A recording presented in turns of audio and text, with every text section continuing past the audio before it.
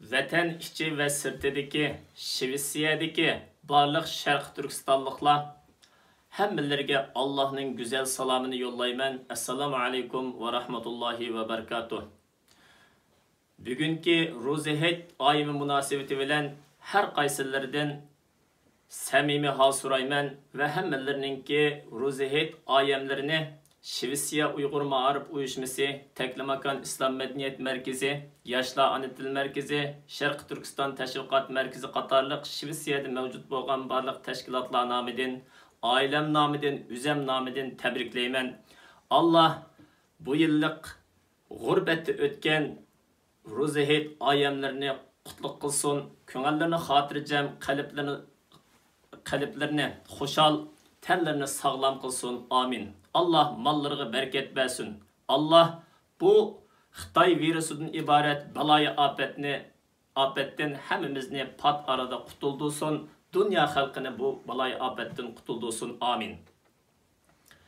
Xitay Komünist Müstemlikçi alvastilleri 49. yıldan başlap Şarkı Türkistan ve Tibet halkıga zulüm zoravallıqını aşırıp Şarkı Türkistan halkını Allah'tan talashgan bo'lsa, mana bugun Xitoy Kommunist mustamlikchi alvastillari xalqaroga Xitoy virusini tarqitish orqali xalqaroning xo'jayinligini talashyapti. İnsanlarning Allohga hamd aytishini to'xtatib, Xi Jinpingga hamd aytish, Xi Jinpingga maqtash yo'llashni yo'lga qo'yyapti. Mundaqcha aytgan vaqtda Xitoy dinlarning dushmani, İnsaniyetning düşmanı ekanligidan iborat haqiqiy qabih abdi basharani dunyoga oshkorladi. Shubhisizki bu Xitoy Kommunist mustamlikchi alvastillarining Allohdan odamlarni talashishi, xalqarodan huquq talashishidan iborat. Bu zo'ravonligiga Alloh yaxshi javob qaytardi. Xalqaro jamiyat Elbette bununki surg'ini etidir.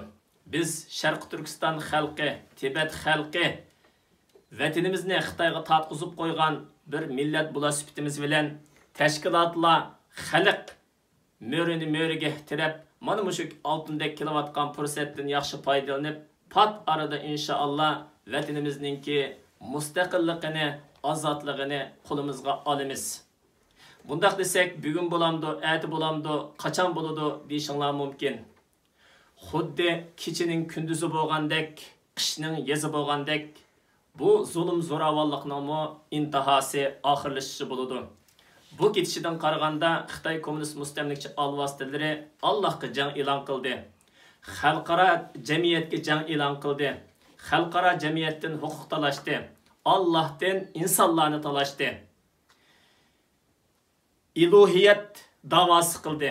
Shuning uchun bundaq bir zo'ravon kuchning putirab turanmasligi, hamon bir kun vayron bo'lishi tarixda bo'lib o'tgan va muqaddas kitoblarda bayon qilingan bir haqiqat. Shuning uchun xalqimiz umidvor bo'lishi, ruhliq bo'lishi va kelajakka yaxshi tasavvur bilan qarashi lozim.